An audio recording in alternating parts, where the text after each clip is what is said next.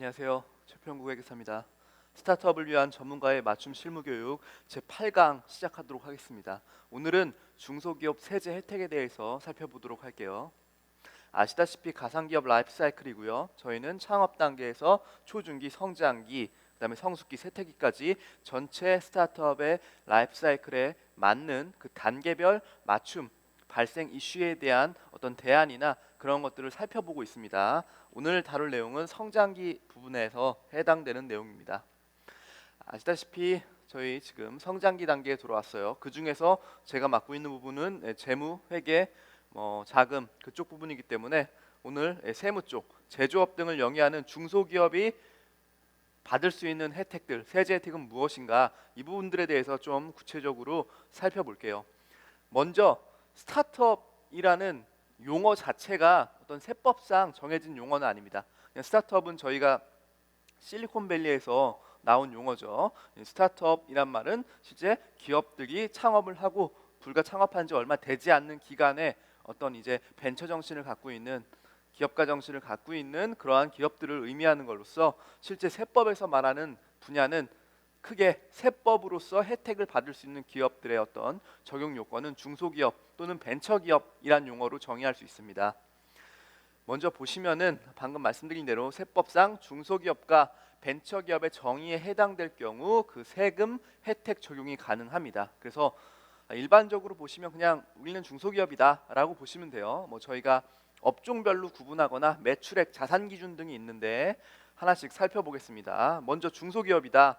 중소기업이라고 하면 중소기업 업종을 영위해야 됩니다. 즉 소위 말하는 유흥업종이나 예를 들어 국가가 발전시킴에 있어서 국가가 어떤 우리나라의 경제를 발전시킴에 있어서 약간 좀 시너지 효과, 부가가치를 크게 창출할 수 있고 사회에도 기여할 수 있는 그런 업종들을 중소기업이다라고 이제 업종 제한을 둔 거예요. 왜? 세제 혜택을 그런 기업들한테 줘야 되는데 예를 들어 향응을 제공하는 그런 업종에 제공하면은 혜택을 제공하면은 그거는 부자들을 위한 그런 이제 비즈니스일 수 있고 그런 경제 발달에 대해서 일반 서민들 또는 저희 같은 국민들에게 혜택이 고르게 가지 않는다는 문제가 있기 때문에 이런 세법에서 정하는 한마디로 국가에서 정하는 중소기업 업종을 영위해야 됩니다. 근데 저희 같은 스타트업들은 여기에 다 해당된다고 보시면 돼요. 그러면서 매출액이 그 중소기업 기본법상의 기준 금액이 있거든요. 별표에 나와 있는 별도표에 나와 있는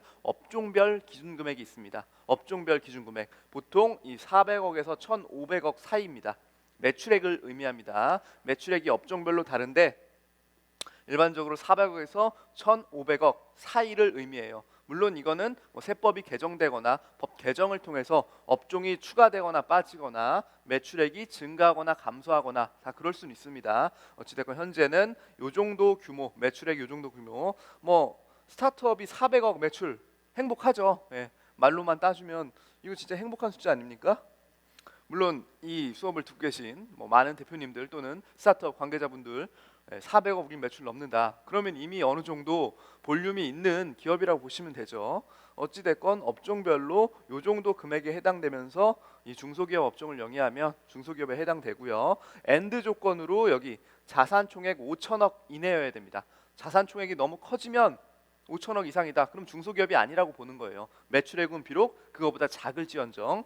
또한 실질적 독립성이 적합한 경우 이게 무슨 얘기냐면 대기업의 자회사거나 계열사이면은 안 된다는 거죠. 예. 어차피 대기업이 어떠한 서비스, 어떠한 사업을 하기 위해서 대기업의 자본을 출자해서 새로운 기업을 만들었어요. 그 기업이 비록 중소기업 업종을 영위하고 업종별 매출액 기준, 그 다음에 자산 기준을 다 충족한다고 하더라도 대기업 하에서 대기업이 출자한 기업이기 때문에 그런 것들은 독립성에 위배된다. 어차피 대기업의 논리가 그대로 적용되기 때문에 이런 것들은 배제하겠다. 그렇게 보시면 됩니다. 이게 바로 중소기업의 정의고요.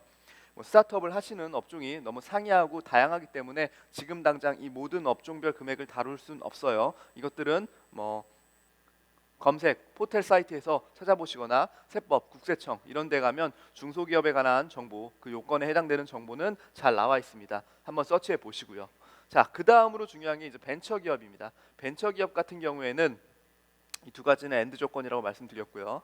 벤처기업 같은 경우에는 이 셋 중 하나를 충족시키면 돼요. 오화 조건인데 벤처 투자 기관으로부터 투자받은 금액이 자본금의 10% 이상이거나 투자 금액이 5천만 원 이상일 경우, 이 두 가지는 엔드 조건입니다. 그러니까 1번을 다 충족시키거나 아니면 2번을 다 충족시키거나 3번을 다 충족시키거나 이거예요. 그래서 1번 같은 경우에는 벤처 투자 기관은 여러 가지가 있습니다. 여러분들 중소기업 창업 투자 회사도 있고 기타 등등 투자 기관들이 있으니까 그 인증받은 투자 기관으로부터 실제 우리 회사가 10% 이상 투자를 받았냐, 그 다음에 그와 동시에 투자 금액이 5천만 원 이상 되냐, 이 부분을 따지는 게 이 벤처기업 요건 하나에 해당되고요. 그 다음에 기술평가 보증 대출 기업, 기술보증기금 또는 중소기업진흥공단으로부터 기술성 평가가 우수할 것 또는 대출 금액이 8천만 원 이상일 것, 이 부분이 해당되면 벤처기업으로 인정받고요. 대부분의 스타트업들이 이 2번 조건을 많이 하십니다. 예. 제가 지금 CF로 있는 스타트업도 여기 이 기술보증기금으로부터 이제 기술성 평가 받은 다음에 8천만 원 이상 대출을 받았어요. 벤처기업을 따기 위해서 대출을 받아야 되는 아이러니한 상황이라고 얘기할 수도 있지만 어찌됐건 이 기술보증기금이 이 8천만 원 대출을 일으킬 때는 이 기술성 평가를 분명 합니다. 그래서 기술적으로 우수한 기업임을 확인하고 그거에 맞게 보증을 해서 그 보증에 해당되는 대출 금액을 받으면 실제 기술성이 인정이 된다고 보여지는 거예요. 네. 그렇기 때문에 벤처기업이란 요건을 해당되고요. 벤처기업 인증 확인서를 받아볼 수 있습니다. 그러면 각종 세제 혜택을 누릴 수 있어요. 특혜라든지 뒤에 보시면은 나와 있습니다. 하나하나 그 베너핏에 대해서 설명을 드릴 거고요. 보통 스타트업들은 2번을 많이 한다라고 보시면 되고요.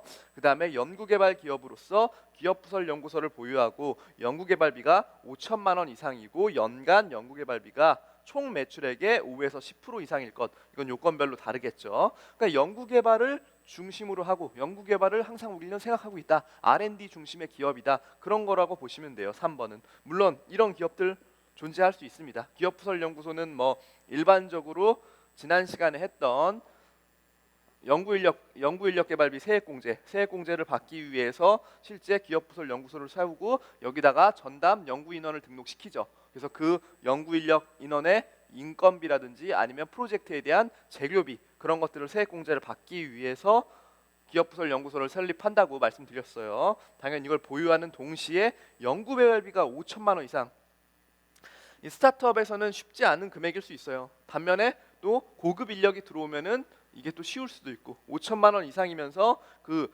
연간 R&D 비용이 매출액의 5에서 10%, 요 금액을 또 이렇게 충족시키기가 어려울 수도 있습니다. 예. 하지만 우리는 연구개발을 중심으로 하는 기업이다. 그러면 연구개발 기업으로서 벤처기업 인증을 받을 수 있다. 이 부분도 뭐 상당 부분 하는 프로세스입니다. 하지만 당장 뭔가 자금이 필요한 걸 자금을 땡기면서 벤처기업 인증까지 동시에 받을 수 있는 2번이 실무적으로 스타트업들한테는 많이 활용되고 있다. 그렇게 보시면 됩니다.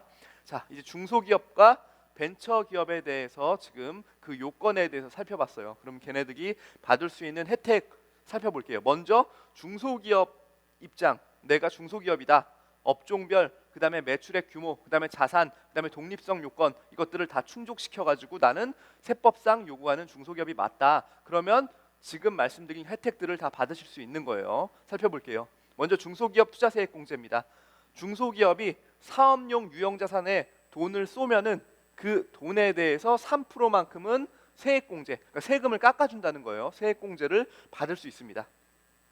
그럼 모든 유형자산에 대해서 다 되냐? 그렇진 않아요. 일반적으로 우리가 생각하는 사업용 유형자산 있잖아요. 뭐 사무실을 이제 세팅을 하고 거기 직원들을 거기 앉혀가지고 일을 시키기 위해서 건물이나 토지를 산다거나 또는 뭐 임직원들이 왔다 갔다 업무용으로 왔다 갔다 할 수 있게 차량을 구매한다거나 이런 일반적인 유형자산은 이 투자세액공제 대상 유형자산, 사업용 자산에 해당되지 않아요. 그 다음에 뭐 소프트웨어, 우리가 뭐 한글, PPT, 뭐 MS, 뭐 이런 거 다 OS 깔죠. 그런 OS 구매 비용, 뭐 소프트웨어 구매 비용도 여기에는 해당되지 않습니다. 그러면 뭐냐? 일반적으로 그 비즈니스를 하기 위해 특수 목적상 필요한 유형자산의 구매예요. 그런 건들에 대해서는 3%만큼, 예를 들어 그런 식으로 그런 어떤 특수 기계장치 사업을 영위하기 위해서 이 기계장치 유형자산 투자를 해야 돼요. 그런 것들은 100만 원짜리 뭐 물건을 하나 사면은 여기에 3%인 3만 원을 세액공제 해주겠다는 거죠. 이게 100만 원이라 해서 3만 원 적어 보이는 거지, 이게 어기면은 3억인 겁니다. 그래서 절대 규모로 작지 않은 숫자가 될 수 있어요. 이 3%라는 건. 그렇기 때문에 아무 유형자산이나 혜택을 제공하진 않습니다. 방금 말씀드린 대로 차 떼고 포 떼고, 뭐 차량, 그 다음에 토지 건물 사업용으로 쓰는 거, 그런 거 소프트웨어 우리가 일반적으로 알고 있는 것들, 그런 거 뺀 순수 사업 목적을 위해 투자되는 사업용 자산만 해당됩니다.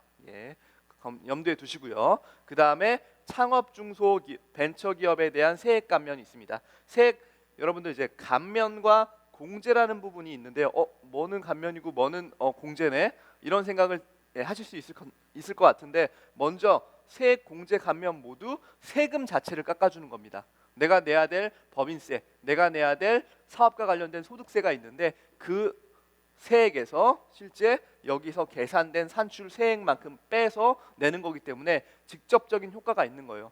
하지만 이제 공제라는 측면과 감면이라는 측면으로 구분을 다 나누는 거예요. 세법상 나누고, 뭐 감면일 경우에는 구분경리의 어떤 이제 요건들이 따르고, 그런 것들이 아닌 것들은 각각 요건들이 따르는데 결과적으로는 구조를 그냥 달리 구분했다라고 보시면 됩니다. 하지만 직접적인 세금을 깎아주는 거는 똑같다라고 그냥 이해하시면 돼요. 이것들은 이제 회계사나 세무사가 세무조정이라든지 그 법인세 신고를 통해서 실제 계산하는 그 구조의 차이다라고 이해하시면 됩니다. 어찌됐건 50%를 감면한다. 이건 되게 큰 겁니다. 아까 말씀드린 대로 벤처기업에 해당되거나 창업 중소기업에 해당되는 경우 세액 감면 해준다는 거죠. 50%. 이 사업과 관련된 소득에 대해서입니다. 세액 감면이라는 건. 예를 들어 말씀드리면, 여기 우선은 중소기업 특별 세액 감면과 같이 설명을 드릴게요. 중소기업 특별 세액 감면, 그 다음에 여기 세액 감면이 있는데 뭐냐, 여기 중소기업 특별 세액 감면은 일반적으로 다 할 수 있습니다. 무슨 얘기냐면, 수도권, 과밀, 억제 권역지구 내에서 창업을 한다고 하더라도 이 중소기업 특별세액 감면은 다 받고 계세요. 여러분들 이거 만약에 지금 스타트업인데 소득이 나고 법인세를 내야 되는데 이거 공제 안 받고 있다, 그럼 이상하신 거예요. 일반적으로 그래요. 이거는 거의 기본적으로 깔고 가는 세액 감면입니다. 금액이 또 크지 않죠. 보통 서울 경기권에 스타트업들이 많이 몰려 있는데, 상대적으로 물론 지방에도 있고요. 지방에도 있는 경우에는 그 수도권, 과밀, 억제 권역지구 바뀌기 때문에 여기 창업 중소기업에 대한 세액 감면으로 들어갈 수 있어요. 보세요. 비율이 다르잖아요. 비율이 훨씬 더 높습니다. 그러니까 여기는 수도권 밖, 여기는 수도권, 이렇게 보시면 돼요. 그거는 뭐 구체적인 과밀 권역지구는 경기도 모든 걸 포괄하고 있는 건 아니기 때문에 그걸 요건들을 검색해서 확인하시면 되고요. 일반적으로는 요 감면을 다 받고 있다. 수도권 밖에서 창업하는 경우에는 여기 50%까지 받을 수 있으니까 이게 더 유리하다. 그럼 여기 많은 벤처기업은 뭔가요? 벤처기업으로 인증되면 이게 좋은 겁니다. 수도권이냐 아니냐 이런 게 중요한 게 아니고, 그냥 벤처기업은 수도권 안에서 설립이 되고 인증을 받으면 그냥 이거는 세액 감면 50% 되는 거예요. 언제? 5년 동안. 되게 큰 거죠. 예를 들어 내가 세금을 1억을 내야 되는데 세액 감면 50% 받으면 5천만 원만 내면 되잖아요. 이게 금액적으로 접근하면 되게 임팩트가 큰 세제 혜택입니다, 여러분들. 그래서 벤처기업 같은 경우에는 수도권 여부와 상관없이 벤처기업 인증서를 받은 그 기업에 대해서는 세액 감면을 50%나 해준다. 5년 동안. 이게 큽니다. 물론 이 5년과 비율 이런 것들은 매년 세법 개정을 통해서 비율이나 어떤 해당 연도는 바뀔 수 있어요. 그 다음에 조세특례 제한법상 나오는 혜택이기 때문에 이 제도 자체가 어느 연도는 아예 없어질 수도 있어요. 그게 계속 연장될 수도 있고, 그런 것들은 매년 체크를 하셔야 합니다. 자, 그래서 세액 감면 50%는 되게 큰 거다, 벤처기업 입장에서는. 하지만 아까 말씀드린 대로 이 감면이라는 거는 감면 대상 소득이라는 게 있습니다. 무조건 그 기업으로부터 발생나는 모든 소득을 다 하지 않아요. 모든 소득을 다 하지 않아요. 예를 들어 뭘 말씀드리고 싶으냐면, 이자 있잖아요. 이자. 은행에 맡겨놓은 그 이자 같은 경우에는 우리가 사업을 영위하면서 그 사업 이자 소득을 벌기 위해서 사업하는 건 아니죠.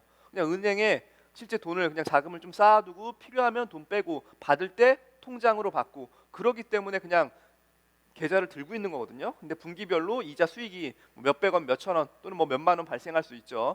그 금액에 대해서는 소득은 소득이 맞죠. 회사의 분명 이익은 맞습니다. 그런데 그거는 우리의 감면 대상 소득이 아니다. 그래서 이제 반란해 줘야 됩니다. 구분을 하셔야 돼요. 그게 소득 구분이라는 건데 내가 원래 이 벤처기업, 창업 중소기업 또는 중소기업의 그 영위 업종에 해당되는 소득, 예를 들어 내가 중소기업인데 일부는 중소기업 업종에 해당되고 일부는 아니에요. 그럼 아니면은 이 소득은 배제해야 된다는 거예요. 내가 중소기업 업종에 해당되는 소득 요것만 가지고 여기에 이제 5에서 30%만큼 세액 감면이 일어나는 겁니다. 그런 것들에 대한 소득 구분도 하셔야 돼요. 요 두 개는 소득 구분에 대한 이슈가 있다. 모든 소득, 잡이익이나 아까 말씀드린 대로 그런 이자 수익에 대한 소득까지 다 포함하면 감면되는 혜택이 더 커질 수 있잖아요. 그런 것들은 배제하겠다는 뜻입니다. 중요한 포인트고요. 그 다음에 아까 말씀드렸죠.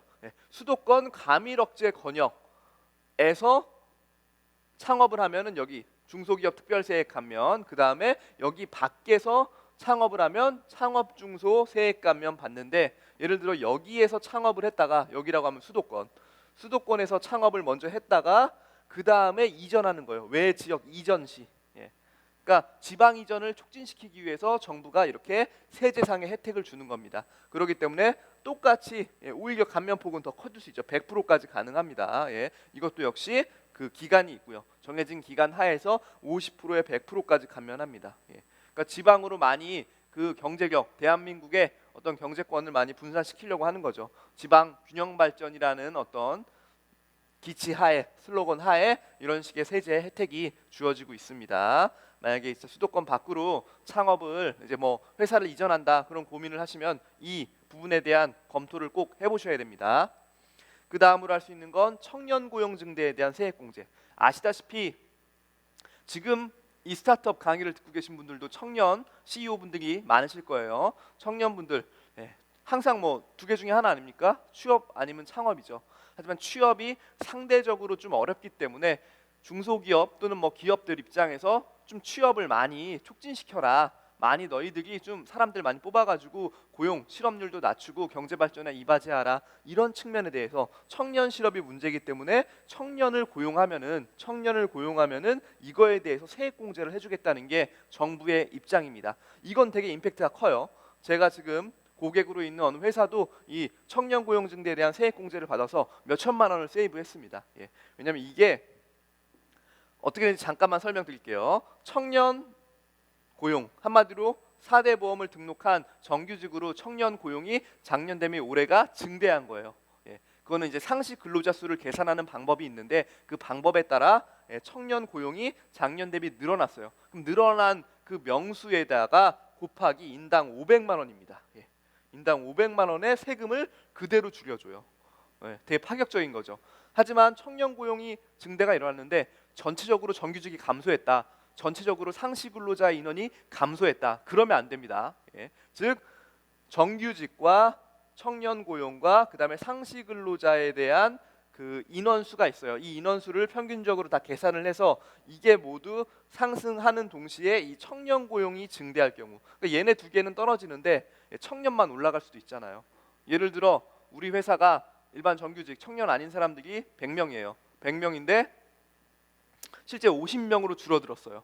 50명으로. 근데 청년 고용만 20명 늘어났죠. 그러면 토탈 70명인데 실제 전체 고용 인원은 줄어든 거예요. 근데 청년 고용만 늘어났을 경우에 이런 신청이 안 된다. 전체적인 정규직 상시 근로자가 다 상승하는 동시에 청년이 작년 대비 평균적으로 올라갔다. 그러면 올라간 숫자에 대해서 인당 500만 원의 세액 공제를 해줍니다. 단 어떤 요건이 있냐면 사후 관리 요건이 있어요. 2년 뒤에 다시 봤을 때 그 기존의 청년 고용 증대가 기존에 쭉 유지가 되더라. 그러면 오케이인데 만약에 줄어들었다. 왜냐하면은 경제 상황은 어떻게 될지 모르고 항상 바뀔 수 있으니까 청년 고용이라는 건 뭐 늘어났다 줄어들었다 할 수도 있죠. 회사라는 게 뭐 그렇지 않습니까? 정규직이라고 하고 개정이 됐다고 하는데 근로기준법 시행 아닌가 확정이 됐나 모르겠는데 만 60세까지 다닐 수는 있다 이렇게 써 있지만 막상 그렇게 다니기 쉽지 않죠. 그렇기 때문에 2년 사후 관리 요건이 있습니다. 이거는 되게 의지도 같이 들어가야 돼요. 물론 우리 회사가 스타트업, 우리 회사의 비즈니스가 성장하고 매출이 늘어서 그거를 대응할 만한 인력들을 많이 고용해서 청년 고용이 증대했다고 하더라도 예를 들어 2년 뒤에 어떠한 사건이 터질지 몰라요. 예. 금융위기가 또 올 수도 있고 뭐 그런 외부 환경 때문에 갑자기 매출이 떨어지면서 사람들을 정리했다. 그러면은 2년 후에 청년 고용이 더 줄어든다. 그러면은 2년 전에 받았던 그 혜택을 다시 토해내야 된다. 그래서 청년 고용을 들고 있어야 될 의지도 필요한 겁니다. 실제 청년 고용이 증대했다고 하더라도 이 부분에 대한 고민이 많기 때문에 캐스천마크 사후 관리 요건이 좀 세기 때문에 그때 토해낼 때는 이자까지 다 토해내야 되는 그런 불상사가 있기 때문에 사실상 좀 많은 기업들이 고민을 하세요. 실제 이거를 적용해서 지금 당장 세금 혜택을 볼 거냐, 아니면 2년 뒤에 상황이 어떻게 될지 모르는데 우리 고용은 좀 유연하게 가져가야 된다. 고용을 막 픽스시켜서 무조건 이 숫자는 내 가족처럼 끌고 가야 된다. 사실상 뭐 스타트업 같은 환경은 더 어렵거든요. 그렇기 때문에 그 부분들에 대한 퀘스천 마크 고민이 좀 있습니다. 자, 다음 고용 증가 인원에 대한 사회보험료 세액공제. 이건 뭐냐? 위에는 청년 고용 증대에 대한 세액공제인데 여기는 그냥 고용 증가 인원입니다. 고용 증가 인원. 사회보험료라고 하는 거는 사회보험료. 아시다시피 우리가 흔히 말하는 4대 보험입니다. 4대 보험 안에 여러 가지가 더 있어요. 오히려 건강보험료 안에 장기요양보험이 또 있죠. 뭐 산재 안에 또 다른 게 있고 어찌 됐건 우리가 법으로 정한 흔히 말하는 4대 보험료. 예. 이 4대 보험료 낸 금액을 세금에서 깎아주겠다 이런 겁니다. 언제? 고용 인원이 증가됐을 때. 고용 인원이 증가됐을 때 이걸 얼마를 깎아주냐면은 회사 부담분이죠. 여기가 고용 증가 인원이 두 개로 또 구분돼요. 청년 고용 인원이 증가되면 실제 이 사회보험료를 100% 깎아줍니다. 세금을. 근데 청년 외에 다른 인원이 고용 증가됐다. 그러면 50% 사회보험료 세액공제를 해줍니다. 이 적용되는 비율이 달라요. 예. 이것도 사람들이 회사들이 많이 받는 편입니다. 고용 인원이 증가됐을 때 물론 이 증가 인원을 관리해야 되는 부담은 있으나 이 두 가지 마찬가지죠. 이 두 가지를 보통 패키지로 같이 신청하는 경우가 있어요. 왜? 전체적으로 고용이 증가됐기 때문에 그 중에 청년이 더 증가됐으면 청년만큼만 따로 빼는 거고 전체 고용 증가 인원을 청년과 일반으로 나눠서 100%와 50% 감면받는 방식으로 세금을 공제받는 방식으로 신고가 들어갑니다. 이 부분도 꿀팁이죠. 우리가 인원 증가가 많이 되고 우리가 서비스업으로서 고용 증대, 고용 창출 효과가 많은 스타트업이다. 그럴 경우에 고민해 볼 수 있는 세제 혜택이라고 보시면 됩니다. 마지막으로 경력 단절 여성 재고용 중소기업 세액공제다. 아시다시피 경력 단절 여성에 대한 사회적 낭비가 크다라는 인식이 크기 때문에 경력 단절 여성이 재고용됐을 때는 중소기업 입장에서 세액공제 혜택을 준다는 겁니다. 즉 경력 단절 여성이 실제 입사를 해서 그 사람이 1년 이상 이제 근무를 했을 때 그 사람의 인건비 금액에 대한 10%만큼 세금을 깎아줍니다. 하지만 이 경력 단절 여성이 이제 이 회사 스타트업의 특수관계자다, 최다 출자자 또는 대표이사, 최대 주주와 특수관계자다. 한마디로 대표이사의 와이프다. 그럴 경우에는 혜택이 안 됩니다. 적용이 안 됩니다. 그런 거는 자 염두에 두시고요. 여기까지가 바로 중소기업에 대한 세제 혜택을 설명드린 겁니다. 그 다음에 중소기업 송금 산입이라는 게 있어요. 우선 이 세 가지 요건이 있는데 이게 뭐냐면 우선 송금 산입은 세액공제, 세금을 다이렉트, 직접적으로 깎아주는 건 아닙니다. 하지만 송금이라는 건 회사의 비용으로 인식하겠다. 회사의 비용으로 인정해주겠다라는 뜻입니다. 송금은 세법상 말하는 비용을 뜻해요. 비용. 그러니까 세법상 비용으로 인정이 돼야 이익을 줄이고 이익을 줄여야 거기에 곱하기 세율은 세금이니까 세금을 줄일 수 있는 효과가 있는 거죠. 예를 들어 정보화 지원금 송금 산입이다. 요거는 중소기업 기본법상 중소기업이 회사의 시스템을 정보화 시스템을 도입하는 거예요. ERP 시스템을 도입했다. 또는 예를 들어 CRM 같은 거 또는 그런 거 있죠. 서플라이 체인 매니지먼트 공급망 관리 시스템 이런 것들 어떤 효율화 또는 전사적인 체계 관리를 위해서 정보화 시스템을 구축할 경우에 그 구축된 비용에 대해서는 미리 인정을 해주겠다는 거고, 여기 두 번째 중소기업 기업 설비 수중 이익 송금 산입은 실질적으로 내국인이 중소기업 지원을 위해서 설비를 그냥 기부한 거예요. 중소기업에.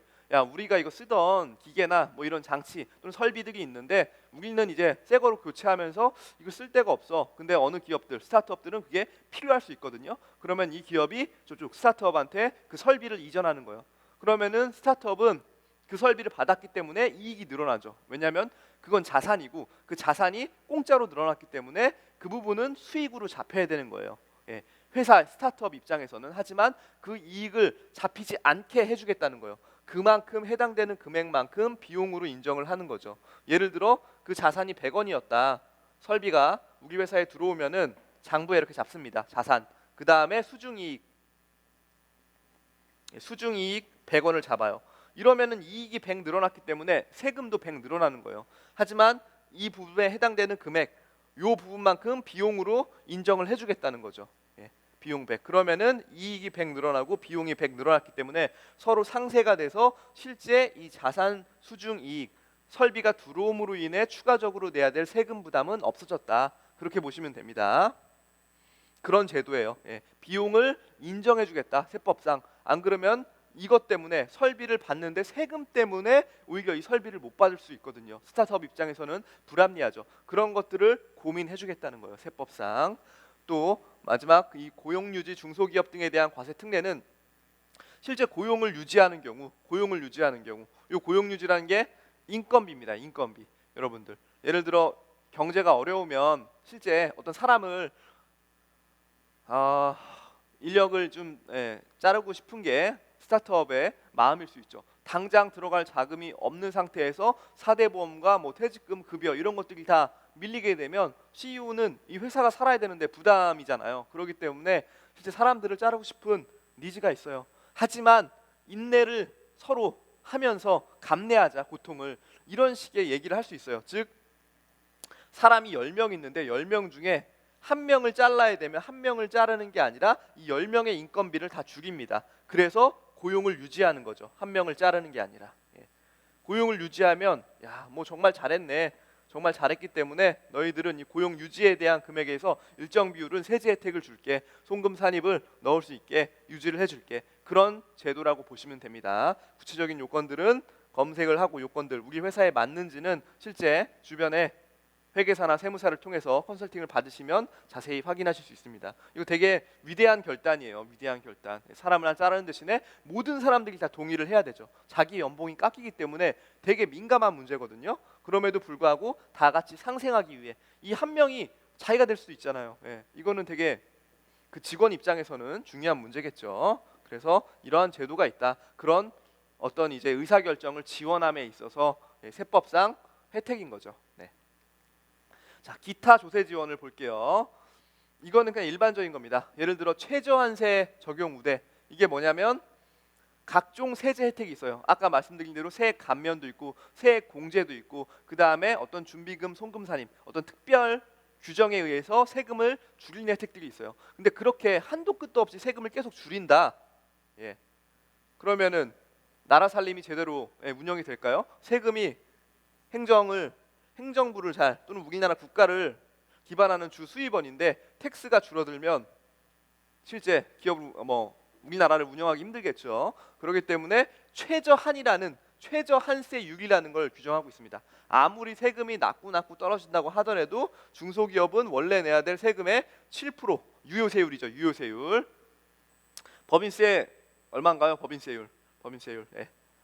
2억 미만 10%죠. 그 다음에 2억에서 200억 사이는 20%. 그 다음에 200억 초과분은 22%죠. 지금 세율이. 그러니까 원래는 뭐 최대 지방소득세까지 포함하면 24.2%입니다. 여기에 10%가 더 붙으니까 물론 지방세가 독립세로 전환되면서 유효세율이 딱 떨어지는 10%는 아니에요. 예, 물론 그건 차이는 있겠지만 어찌 됐건 이렇게 20%가 넘는 세율인데 이것 때문에 이제 아까 말씀드린 세액 공제라든지 세액 감면 그 수많은 세제상의 혜택들 때문에 실제 유효세율이 떨어지는 겁니다. 근데 떨어지더라도 중소기업은 7% 이상 떨어지면 안 되지. 7%까지 딱 하한이야. 최저한 내가 최저로 한도를 둔 게 7%야. 유효세율이 더 밑으로 떨어지면 인정 안 돼. 이게 이제 중소기업 입장이고요. 일반 기업은 이게 더 높다는 겁니다. 예를 들어 17%, 이건 이제 규모에 따라 다릅니다. 중견기업과 대기업이. 그래서 17%까지 그때는 인정한다. 더 밑으로 떨어지는 건 인정하지 않겠다. 근데 그게 중소기업 입장에서는 더 혜택이 좋다는 거죠. 떨어지는 거에 최저한, 그 최저한이 더 낮기 때문에 세금을 더 많이 줄일 수 있다는 거죠. 중견기업, 대기업에 비해서. 이게 중소기업의 특징이고요. 그 다음에 접대비 한도는 중소기업이 1,800만 원. 이게 그렇게 됐고, 금액은 좀 다릅니다. 그러니까 연도별로 다시 2017년도는 1,800만 원, 16년도는 2,400만 원이었어요. 중소기업. 근데 일반 대기업, 중소기업 이외 기업들은 1,200만 원입니다. 그러니까 접대비 한도가 상대적으로 우대하고, 그 다음에 중소기업 통합 시 양도소득세 2월과세 적용. 이거는 지난 시간에 했었죠. 법인 전환할 때 중소기업 통합을 할 경우에는 실제 그 기업들이 하나의 실체로 묶어지기 때문에, 예를 들어 개인 사업자 한 명과 법인 한 명이 서로, 중소기업 법인 한 명이 통합을 했어요. 통합을 해서 새로운 법이 됐거나 아니면 이 개인 사업자가 일로 들어가서 흡수 합병됐습니다. 그럴 경우에 이 개인 사업자의 자산 부채에 대해서 이 법인이 양수를 하는 거죠. 그걸 사오는 입장에서 양도소득세가 발생할 수 있는데 그거를 과세하지 않겠다. 평생 과세하지 않겠다는 게 아니라 그 과세를 미루겠다. 2월 과세. 미루겠다는 뜻입니다. 그러한 요건들. 당장 미루지 않으면 그러한 기업을 통합할 경우 바로 세금, 바로 돈을 내야 되잖아요. 그게 부담이라는 거죠. 그게. 그래서 이거를 적용시켜 주겠다는 게 특징이고, 또 하나 결손금의 소급공제에 의한 환급이 가능하다. 무슨 얘기냐면 내가 계속 손실이 났어요. 그러니까 세금을 X1년도에 세금 냈어요. 100. 그 다음에 X2년도에 세금 50 냈어요. 근데 X3년도에 손실이 엄청 크게 났어요. 손실이 났으면 그 손실난 결손금이라고 하는 거죠. 결손금. 예를 들어 올해 1년 동안 농사죠. 농사. 일정 기간의 경영성과 손익계산서 맨 밑에 단기 순손실이 엄청 큰 거예요. 그러면은 실제 내가 기존에 납부했던 세금 한도 내에서 이 결손금을 다시 계산해서 이 예전에 냈던 세금을 환급해 줍니다. 이게 바로 중소기업만 가능해요. 결손금 소급공제에 의한 환급이라는 건 내가 예전에 세금을 냈는데 올해는 사업이 되게 어려워서 손실이 많이 났다. 그러면 그 손실에 해당되는 분만큼 세금을 계산해서 기존에 냈던 금액에, 기존에 냈던 세금을 한도로 다시 돌려주는 겁니다. 중소기업이 아닌 회사는 이런 걸 할 수가 없어요. 그럼 대신 어떻게 하냐? 이 결손금은 나중에 내가 다음 연도, 그러니까 X1년도엔 돈 벌어서 냈고 X2년도 돈 벌어서 냈는데 X3년도에 큰 손실이 났어. 그럼 중소기업은 위에 낸 돈을 한도로 돈을 돌려주지만 중소기업이 아닌 데는 X4년도에 돈을 엄청 벌어가지고 기존의 결손금을 까야죠. 기존의 결손금을 비용 처리를 X4년도에 받도록 되어 있습니다. 결손금은 10년 동안 2월이 됩니다. 2월이 된다는 건 내가 손실된 비용을 지금 당장은 낼 세금이, 사업이 안 좋아서 낼 세금이 없지만 계속 넘어가고 10년까지 넘어가서 내가 소득이 발생한 시점에 그 비용을 까준다는 거죠. 이 비용을 안 까주면 당연히 불합리하겠죠. 비용을 당연히 까주는 부분인데 중소기업은 까주는 걸 넘어서서 아예 기존에 냈던 세금의 일부를 돌려주겠다. 그렇게 보시면 돼요. 원천징수세액 반기 납부, 고용인원이 20인 이하의 중소기업 같은 경우에는 원천징수세액에 대한 신고 의무가 매달 있어야 되는데 우리는 1년에 2번만 내면 되겠다. 이거는 승인사항입니다. 승인사항. 관할세무서에 우리가 반기 납부를 신청하면 승인이 되면 원천징수에 대한 의무를 매달 할 필요가 없다. 부담이 좀 주는 거예요.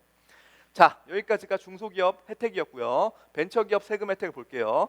먼저 아까 말씀드린 대로 벤처기업의 요건을 충족하면 창업벤처 중소기업, 창업 후 3년 이내 벤처 확인받은 기업입니다. 이 기업이 최초 소득이 발생한 과세년도 포함 5년간 50% 감면. 이게 아까 말씀드린 그 중소기업 세제사항, 창업벤처 중소기업 세액 감면입니다. 그걸 법인세 측면에서 지금 정리한 거예요. 법인세 측면에서 얘기한 거고, 그 다음에 취득세도 감면된다. 75%나 창업일로부터 4년 이내 취득하는 사업용 자산에 대해서 취득세가 75% 감면. 그러니까 벤처기업이 이래서 좋은 겁니다. 이래서 물론 이 비율, 이런 것들은 개정 때문에 좀 달라질 수는 있다. 하지만 올해 기준으로는 75%고, 그 다음에 재산세 있잖아요. 재산세 같은 경우에도 5년간 재산세 50% 감면된다. 사업용 자산에 대해서. 그러니까 벤처기업이 된다는 건 돈 번 세금도 깎아주고, 처음에 물건 살 때 내는 세금도 깎아주고, 그 다음에 물건을 보유할 때 물건을 보유하는 거죠. 보유에 따라서 발생할 수 있는 세금도 깎아준다. 되게 좋은 거죠. 이런 것들에 대한 혜택이 있습니다. 그러니까 벤처기업 많이 하려고 하는 겁니다.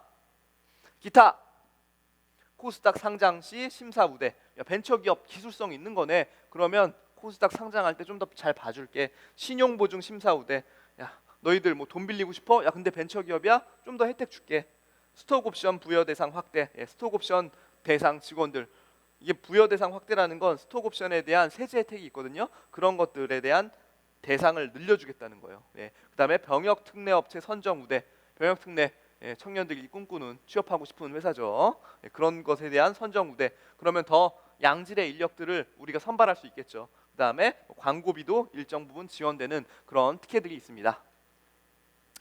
R&D 비용의 세금 혜택이 있는데, 요거는 지난 시간에 했습니다. 그래서 특별하게 뭐 추가적인 언급은 안 드릴게요. 말씀드린 대로 신성장 동력, 원천 기술, 이거는 그 요건들이 있습니다. 요건들에 해당되는 그 업종일 경우에 그 업종과 관련된 연구 R&D 비용은 세액공제 해주겠다는 거고, 요건 일반적으로 좀 우리 스타트업과 지금 당장 직접적인 관련이 없을 것 같아서 일반적인 세액공제, 그 경우에는 세제 혜택이 이렇게 가능하다 말씀드렸죠. 그러니까 이거 두 개는 신성장 동력 30%, 원천 기술에 대한 R&D 비용 30% 세액공제 해주는 건데, 요거 말고 일반으로 따지면 맥스 1과 2다. 둘 중에 큰 거. 발생액의 25% 또는 증가. 그러니까 작년 대비 올해가 훨씬 많이 증가했어. 그러면은 작년 대비 증가분에 대해서 40%, 중소기업은 50%, 이런 식의 이 둘 중에 비교를 해서 큰 금액을 세금을 깎아주는 역할을 한다. 기타 연구개발 관련 출연금에 대한 입금 불산입. 이것도 출연금, 돈이 들어왔으면 이게 수익으로 잡히면 세금부터 내야 되기 때문에 그 돈이 들어온 거에 대해서 일정 그 금액에 대해서만큼은, 왜? 이게 연구개발을 위해 돈이 들어온 거기 때문에 그 금액만큼은 비용으로, 그러니까 수익으로 인정 안 해주겠다. 그러면 세금을 안 내도 되니까 나중에 지출할 때 그때 인정해주겠다. 이렇게 보시면 됩니다.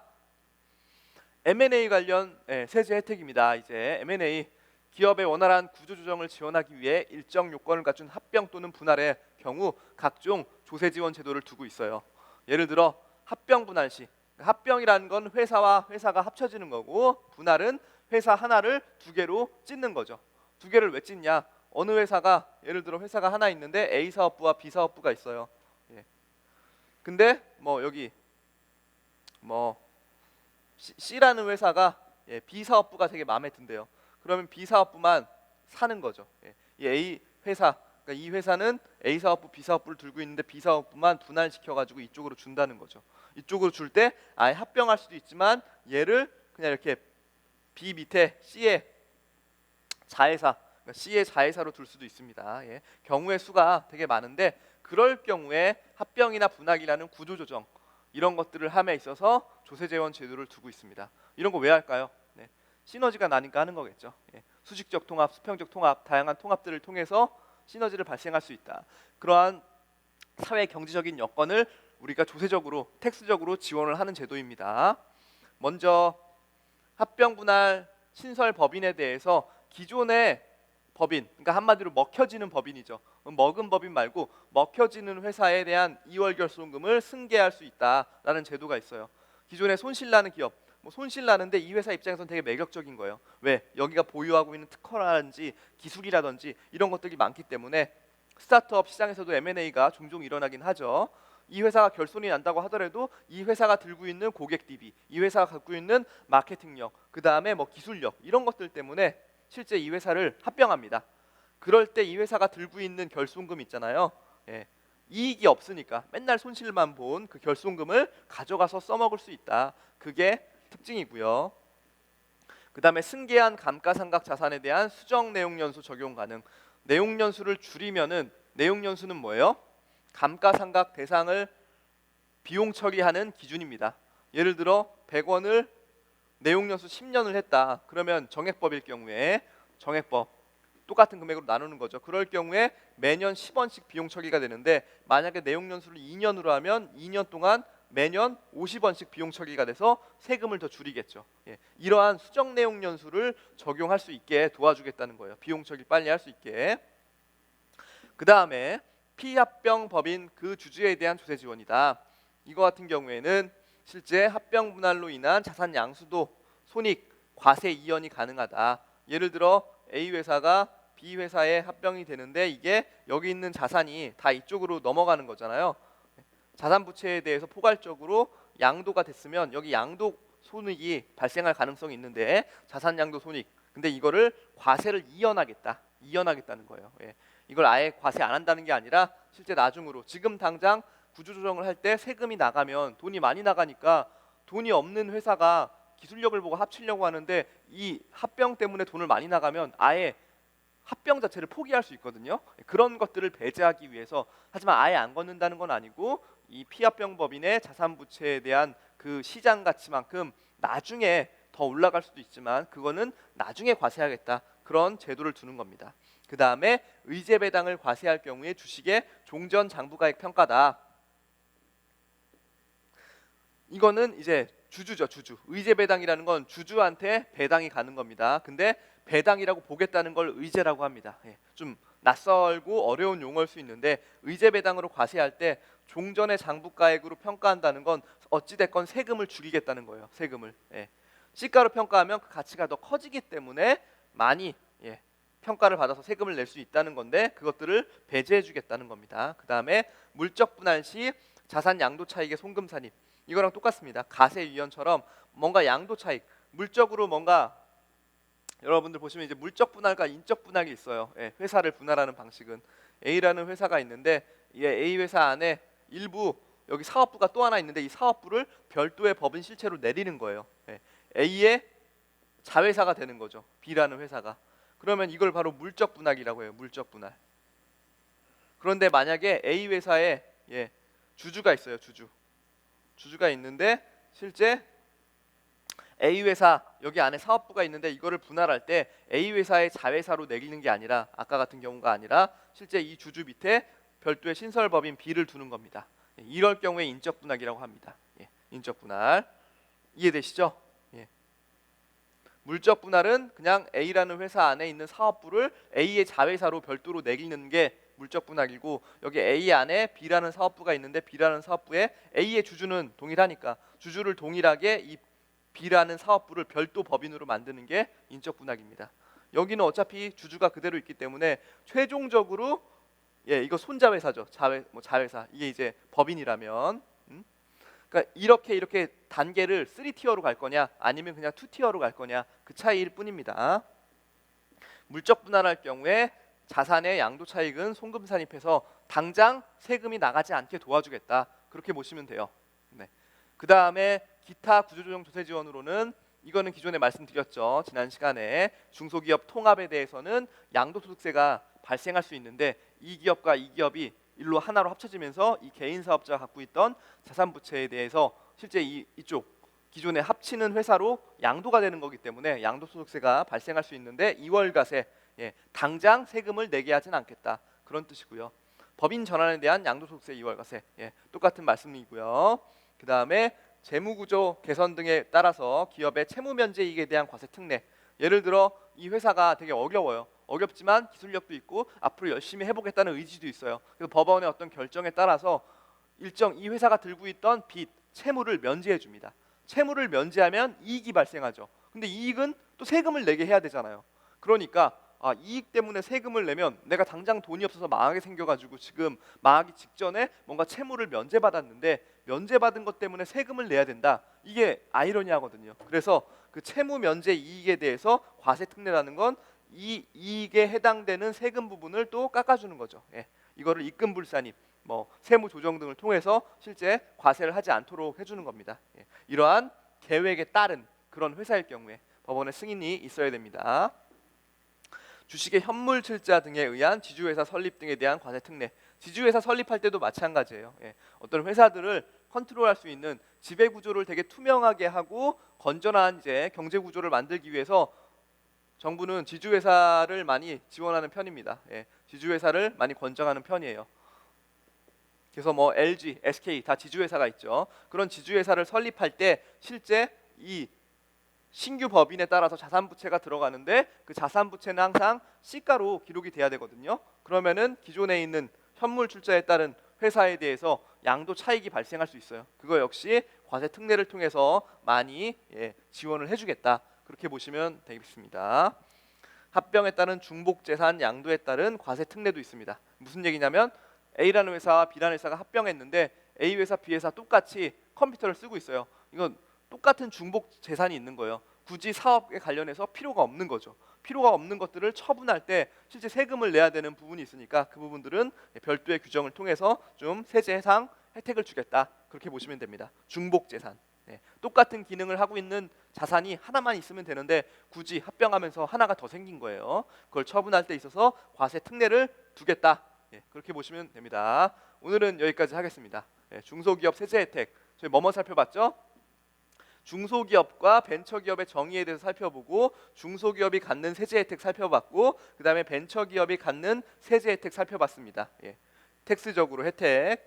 그 다음에 뭐였어요? R&D 연구 비용에 대한 연구인력 개발비 세액공제 살펴봤고 그 다음에 M&A를 할 때 어떠한 특징, 어떠한 세제 혜택이 있는지 기업 구조조정을 할 때 이러한 각종 세제 혜택을 한꺼번에 살펴봤습니다.